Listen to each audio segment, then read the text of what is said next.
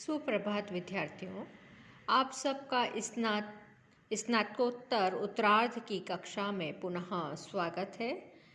हम आज बाणभट्ट की प्रकृति चित्रण के बारे में बात करेंगे। सभी साहित्य, भारतीय साहित्य में सौंदर्य की स्थापना और रमणीयता की सृष्टि के लिए प्रकृति चित्रण प्रमुख तत्व रहा है। काव्य हो या नाटक हो, कथा हो या उपन्यास हो, प्रकृति के किसी न किसी अंग का वर्णन उसमें अनिवार्यतः मिलता है। इसका मूल कारण यही प्रतीत होता है कि भारत में प्राकृतिक सुषमा की अद्भुत संपदा है, जो अन्यत्र उतने समृद्ध नहीं है जैसी यहाँ।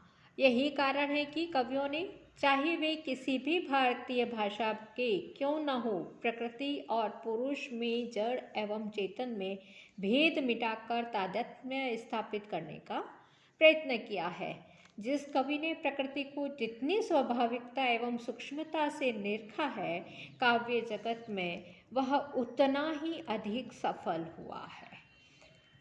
महाकवि बाणभट्ट प्रकृति के विषय में पूर्ण सफल रहे हैं। उन्होंने अन्य पूर्ववर्ती कवियों की भांति ही प्रकृति का आलंबन एवं उद्दीपन दोनों रूपों में चित्रण किया है।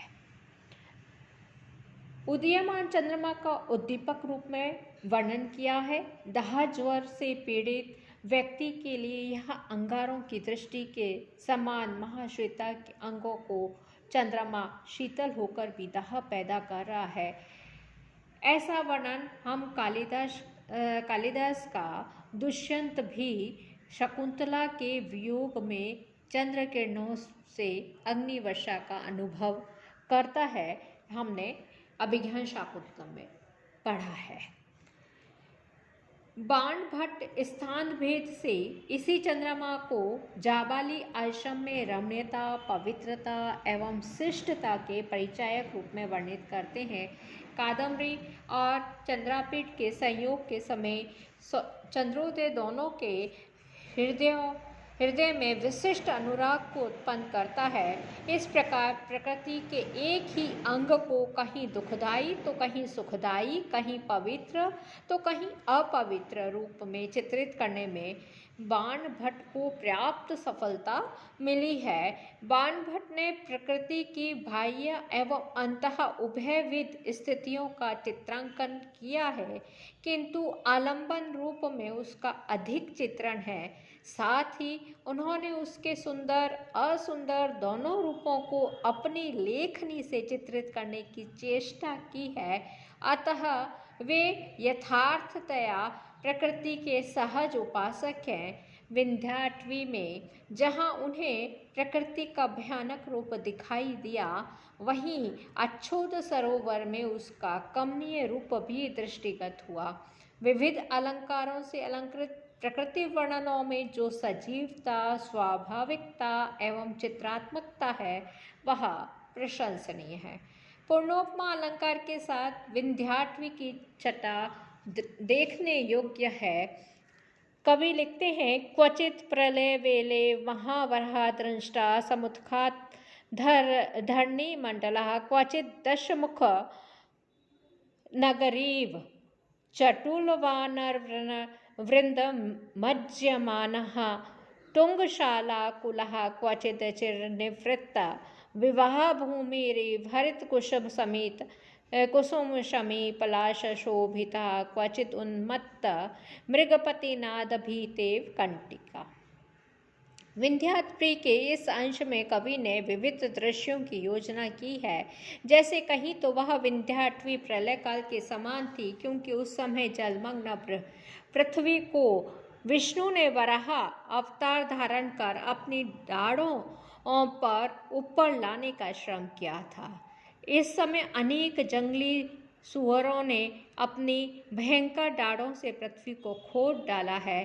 कहीं वानरों के द्वारा नष्ट भ्रष्ट किए गए शाल के पेड़ों से युक्त विंध्याटवी रावण की लंका के समान जैसे राम दल के वानरों ने नष्ट किया था प्रतीत हो रही है। कहीं वह विंध्याटवी हरे हरे कुशों, समिधाओं, शमी वृक्षों एवं पलाश आदि से युक्त होने के कारण विवाह भूमि सी लगती है, तो कहीं मदमत्त सिंहों की गर्जना से डरी हुई इसलिए कंटकित रोमांच सी लग रही है।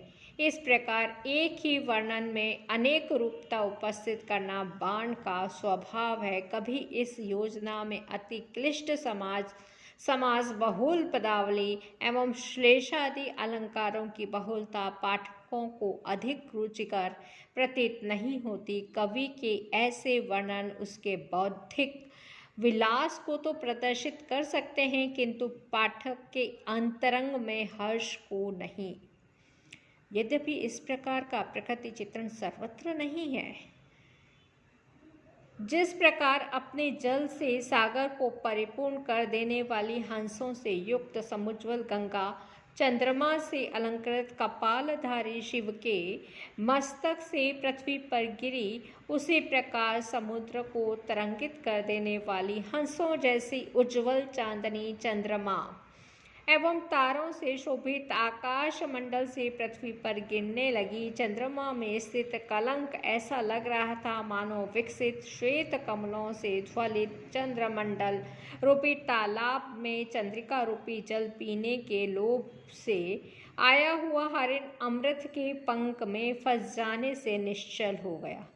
बाण ने अपने पात्रों की मन स्थिति को ध्यान में रखकर प्रकृति का चित्रण किया है, इसलिए चंद्रोदय वियोगिनी महाश्वेता को संतापकारक प्रतीत होता है, तो वही जाबाली आश्रम को पवित्र करता हुआ सा लगता है। प्रकृति के अनेक बिंब चित्र अत्यंत ही लादक है, जो कहीं शब्द चित्रता के व्यामोह से अरुचिकर भी हैं, फिर भी प्रकृति चित्रण में बाण सूक्ष्मेक्षिका शक्ति प्रशंसनीय है। आज हम यहीं पे समाप्त करते हैं। कल पुनः हम मिलेंगे और बाणभट्ट की शैली के बारे में चर्चा करेंगे। सर्वे भवन्तु सुखिनः, सर्वे सन्तु निरामया, सर्वे भद्राणि पश्यन्तु, मा कश्चित् दुःखभाग् भवेत्। ओम शांति शांति शांति। धन्यवाद।